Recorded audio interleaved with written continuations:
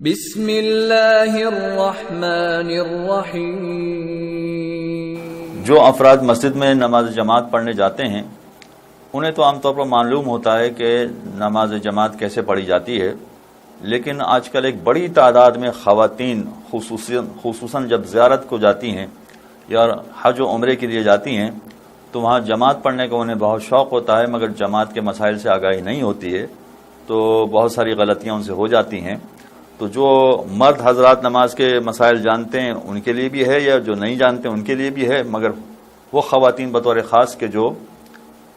زیارات وغیرہ پر جاتی ہیں اور نماز جماعت پڑھتی ہیں ان کو آگاہی نہیں ہوتی۔ تو یہ پیش نظر رہے کہ اگر جماعت کی نیت کی جا رہی ہے تو جماعت کی پہلی 2 رکعت میں جب سورہ حمد اور دوسرا سورہ پڑھا جاتا ہے تو پیچھے نماز پڑھنے والے، جماعت پڑھنے والے وہ خاموش کھڑے رہتے ہیں، پیش امام ان کی طرف سے پورا سورہ پڑھتا ہے اور دوسرے سورے کی تلاوت کرتا ہے۔ لیکن سورہ حمد اور دوسرے سورے کے علاوہ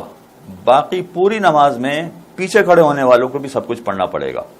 رکوع میں جو کچھ پڑھا جاتا ہے، سجدے میں جو کچھ پڑھا جاتا ہے، تشہد میں جو کچھ پڑھا جاتا ہے، قنوت میں جو کچھ پڑھا جاتا ہے، سب کچھ پڑھنا پڑے گا۔ اس میں فقط پیش نماز کا پڑھنا کافی نہیں ہوگا۔ اب ایک چیز قابل توجہ ہے، وہ مرد حضرات کے لیے بھی ہے، عورتوں کے لیے بھی ہے۔ فرض کیجئے کہ کوئی شخص شروع سے نماز میں شریک ہوا ہے تو طریقہ وہی ہوگا جو میں نے بتا دیا، لیکن اگر فرض کیجئے پیش نماز کی دوسری رکعت ہے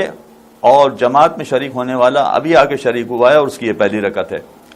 تو پہلی رکعت ہو تب بھی چونکہ پیش نماز کی دوسری رکعت ہے لہذا وہ سورہ حمد اور دوسرے سورے کی تلاوت کریں گے تو ہمیں خاموشی سے سننا ہے، پڑھنا نہیں ہے۔ لیکن جب وہ تیسری رکعت میں چلے جائیں گے تو ہماری دوسری رکعت ہوگی، تیسری رکعت میں وہ چلے جائیں گے تو وہ تسبیحات اربعہ پڑھیں گے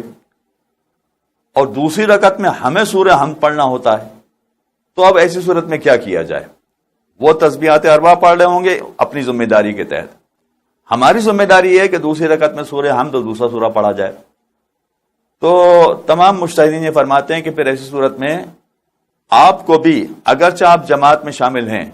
آپ کو بھی سورہ حمد کی اور دوسرے سورے کی تلاوت کرنی ہے، اس لیے کہ آپ کی دوسری رکعت ہے، لہذا آپ کو سورہ حمد اور دوسرے سورے کی تلاوت کرنی ہے۔ اگر فرض کیجئے کہ آپ سورہ حمد کی تلاوت کرنے جائیں، دوسرے سورے کی تلاوت کرنے جائیں تو پیش نماز رکوع میں بھی چلا جائے گا، بلکہ رکوع سے بھی سر اٹھا کے سجدے میں چلا جائے گا۔ تو یہاں پھر ایسی صورت میں مجتہدین نے اجازت دی ہے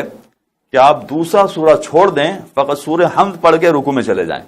تاکہ پیش نماز کے ساتھ رکوع میں شامل ہو جائیں۔ اور اگر فرض کیجئے کہ کوئی شخص اتنا آہستہ سورہ حمد پڑھ رہا ہے کہ پیش نماز کے ساتھ رکوع میں بھی شریک نہیں ہو سکتا ہے تو آیت اللہ سیستانی نے اس بات کی بھی اجازت دی ہے کہ کوشش کریں کہ آپ سورہ حمد کو ختم کریں، لیکن اگر سورہ حمد آپ کی کوشش کے باوجود ختم نہ ہو سکے اور آپ کو یہ ڈر ہو کہ پیش نماز رکوع سے سر اٹھا دیں گے